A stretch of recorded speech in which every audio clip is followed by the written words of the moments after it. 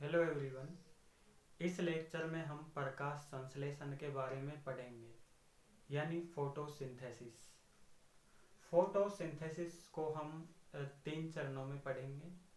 पहला चरण रहेगा फोटोसिंथेसिस, जिसमें हम क्लोरोप्लास्ट यानी हरित लवक को समझेंगे, और उसके बाद में हम C3 चक्कर को समझेंगे।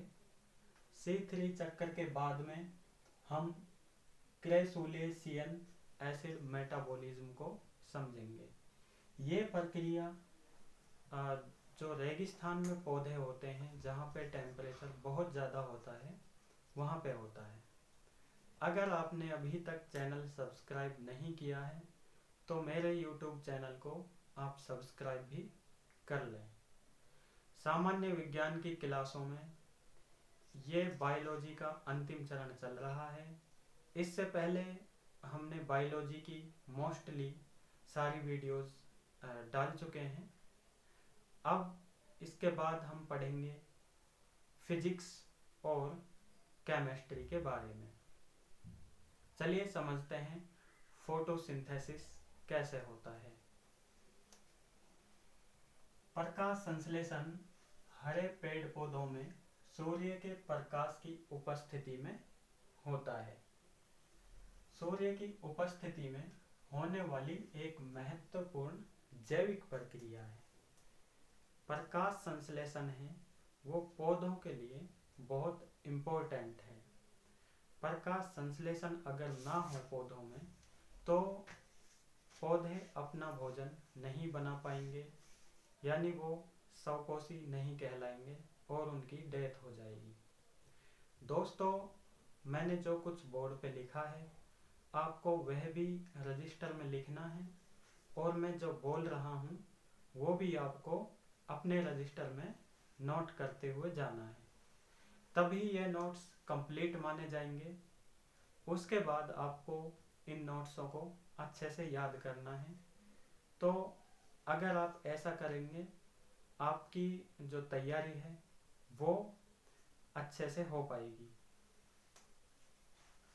प्रकाश संश्लेषण किसे कहते हैं?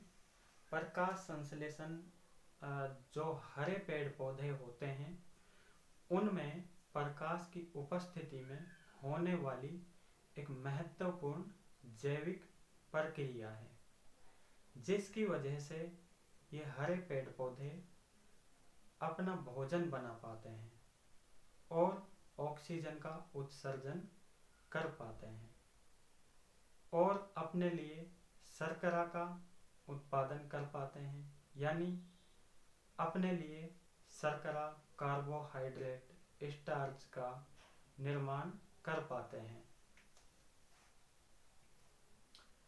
जैविक प्रक्रिया का मतलब है यहाँ पे जीवन के लिए जो महत्वपूर्ण हो, जीवित रहने के लिए जो प्रक्रिया महत्वपूर्ण है उसे कहते हैं जैविक प्रक्रिया। संश्लेषण का मतलब होता है किसी चीज को संश्लेषित करना, यानी कि कई तत्वों को मिलाकर एक चीज बनाना, एक यौगिक बनाना, उसे कहते हैं संश्लेषण। यहाँ पर प्रकाश संश्लेषण की प्रक्रिया में प्रकाश मतलब सूर्य की किरणों से जो पौधे के पत्ते पे गिरेंगी, और पौधा का पत्ता CO2 वायुमंडल से लेगा, जल जमीन से लेगा, इन चीजों का संश्लेषण होगा हरित लवक में, और उनसे बनेगा शर्करा यानी कार्बोहाइड्रेट। यही है प्रकाश संश्लेषण। ये सारी चीजें प्रकाश की उपस्थिति में होती हैं। अगर प्रकाश की किरणें ना हो तो प्रकाश संश्लेषण पौधों में नहीं हो पाएगा और पौधे डेड हो जाएंगे। इसीलिए प्रकाश का पौधों के लिए होना जरूरी है।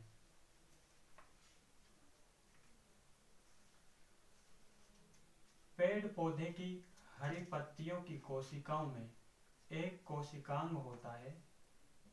वो उस कोशिकांग का नाम है क्लोरोप्लास्ट।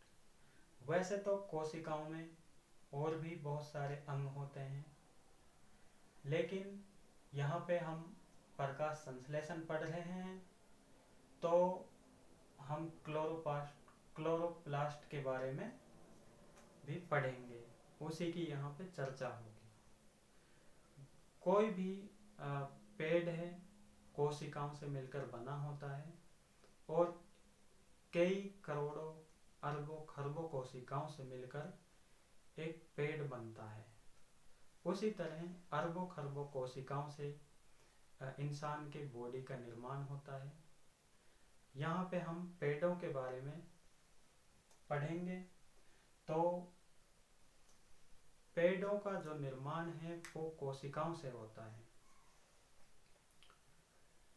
कोशिका हर जगह होती है, जैसे एक पेड़ का पत्ता है उसमें बहुत सारी कोशिकाएं होती हैं और प्रत्येक कोशिका में कई कोशिका के खुद के अंग होते हैं।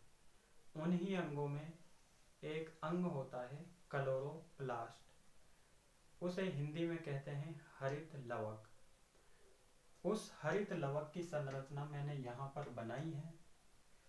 यह एक दोहरी झिल्ली से बंद संरचना होती है। हरित लवक में भी खुद के अपने कई अंग होते हैं, जैसे डीएनए। स्टोमा, जो हरित लवक में द्रव भरा होता है पदार्थ, उसको स्टोमा कहते हैं। यहाँ पर एक जो ये लंबी सी संरचना बनी हुई है इसे ग्रेनेमा कहते हैं और क्लोरोप्लास्ट के अंदर राइबोसोम्स भी होते हैं। इसी क्लोरोप्लास्ट में जो प्रकाश संश्लेषण की प्रक्रिया होती है वो इसके स्टोमा में होती है।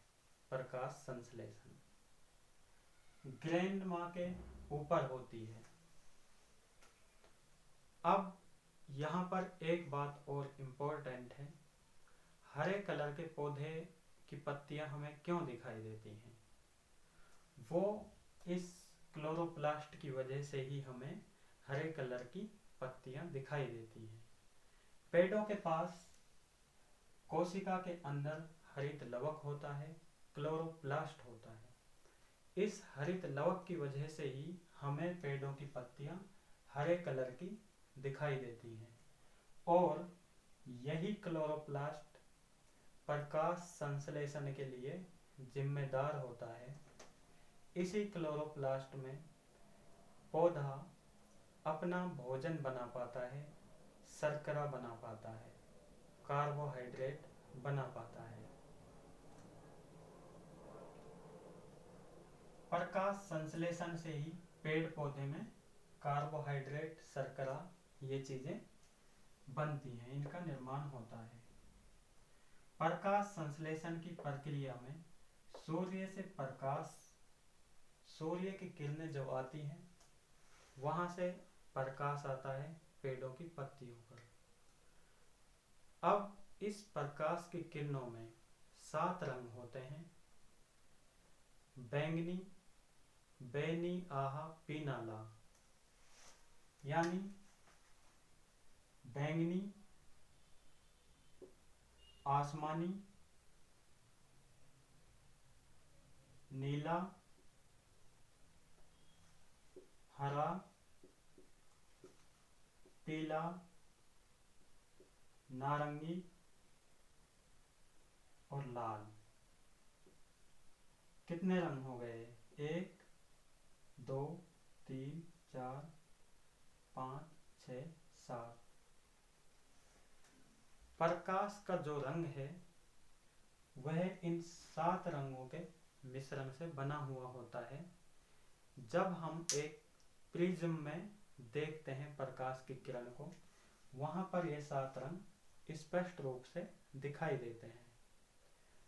जब ये इन 7 रंगों से बनी हुई किरण किसी पेड़ के पत्ते पे आके टकराएगी, वह पेड़ के पत्तों में छोटे छोटे रंध्र होते हैं, छिद्र होते हैं, उनसे वो पहुंचती है हरित लवक तक, और हरित लवक हरे रंग को छोड़कर इन सारे रंगों को अवशोषित कर लेता है। बस केवल हरे रंग को अवशोषित नहीं करता ये क्लोरोप्लास्ट, इसीलिए हमें पौधे की पत्तियां हरे रंग की दिखाई देती हैं। सबसे ज्यादा ये अवशोषित करता है लाल को। तो हरे को ये अवशोषित नहीं करेगा क्लोरोप्लास्ट, बाकी सबको कर लेता है। वायुमंडल से, और वायुमंडल में CO2 होता है। अब एक इसमें रुबिस्को नामक एंजाइम होता है। रुबिस्को इस CO2 को लेके चला जाएगा क्लोरोप्लास्ट में। जो ये किरणें हैं इनको क्लोरोप्लास्ट लेके आएगा कोशिका के अंदर। वायुमंडल से CO2 आ जाएगा रुबिस्को की मदद से, और जमीन से, जो जड़ों से पानी पत्तियों तक पहुंचेगा जाइलम की वजह से। जाइलम CO2 को, जाइलम H2O को पत्तियों तक पहुंचा देगा। फिर रुबिस्को की मदद से H2O और CO2 में क्रिया होगी, रिएक्शन होगा, जिसकी वजह से निर्माण हो जाएगा शर्करा का। शर्करा या सुक्रोज, सुक्रोज है जो, ये सबसे सरल रूप है कार्बोहाइड्रेट का, इसका निर्माण हो जाएगा। तो इस प्रक्रिया में इसकी कोई ऊर्जा खर्च नहीं होगी, इसलिए ऊर्जा मतलब रिलीज नहीं होगी, इसलिए इसको ऊष्मा शोषी क्रिया कहते हैं। ऊष्मा शोषी अभिक्रिया। जब भोजन एक बार पत्ता बना लेता है, वह भोजन अन्य अंगों में कैसे जाता है पेड़ के पत्ते से? वह जाता है फ्लोएम की वजह से। फ्लोएम उस भोजन को जहाँ जहाँ पर पेड़ में जरूरत होगी कार्बोहाइड्रेट की, वहाँ वहाँ वह चला जाएगा। C3 चक्र यही है, जब CO2 H2O की प्रकाश की उपस्थिति में अभिक्रिया होती है और उससे निर्माण होता है कार्बोहाइड्रेट का, या शर्करा भी कह सकते हैं या सुक्रोज भी कह सकते हैं। इसी को कहते हैं हम C3 चक्र। अब हम देखेंगे कैम यानी क्रेसुलेशियन एसिड मेटाबॉलिज्म को। जो पेड़ पौधे रेगिस्तान में होते हैं, जहाँ पे बहुत ज़्यादा टेम्परेचर होता है, उन पेड़ पौधों की पत्तियों में रंध्र मोटे होते हैं। वे सामान्यतः वैसे पेड़ों की जो रंध्र होते हैं रात में बंद होते हैं और दिन में खुले होते हैं, जबकि रेगिस्तान के पौधों में ये चीज़ उलट होती है। वहाँ पे पेड़ों की पत्तियों में जो रंध्र होते हैं वे दिन में बंद होते हैं और रात में खुलते हैं। ऐसा प्रकृति ने इसीलिए कर रखा है। वहाँ पे टेम्परेचर बहुत ज़्यादा होता है ताकि पत्तियाँ ज़्यादा टेम्परेचर से जल न जाएं, इसलिए दिन में रंध्र बंद होते हैं। और अगर रंध्र खुले होंगे तो उन पत्तियों से जो जल है उसका भी ज़्यादा उत्सर्जन होगा और पेड़ पौधे डिहाइड्रेट होके डेड हो जाएंगे। वे पेड़ पौधे रेगिस्तान में अपने जल को बचाने के लिए रंध्र को दिन में बंद रखते हैं। रात में ये रेगिस्तान के पौधे जब रंध्र खुलते हैं CO2 को कैच करते हैं, CO2 को एकत्रित करते हैं मैलिक एसिड के रूप में। फिर इसी CO2 को दिन में C3 चक्र में शामिल करते हैं और जब सूरज की किरणें इन पर पड़ती हैं तो ये अपना भोजन बनाना शुरू कर देते हैं। ये पौधे प्रकाश संश्लेषण को प्रभावित भी कई कारक करते हैं। इसको प्रभावित करने वाले कारकों में सबसे पहले तो अधिक प्रकाश की तीव्रता है। अगर बहुत ज़्यादा प्रकाश की तीव्रता है तो ये पत्तियां जल जाती हैं पेड़ पौधों की, इसलिए उनमें प्रकाश संश्लेषण नहीं हो पाता है। और भी अगर ऑक्सीजन की लेवल ज़्यादा बढ़ जाए तो भी ये ढंग से प्रकाश संश्लेषण नहीं कर पाते हैं। तो इस वीडियो में हमें यही समझना था प्रकाश संश्लेषण के बारे में। आप इसको अच्छे से उतार लें और इसको याद कर लें। धन्यवाद।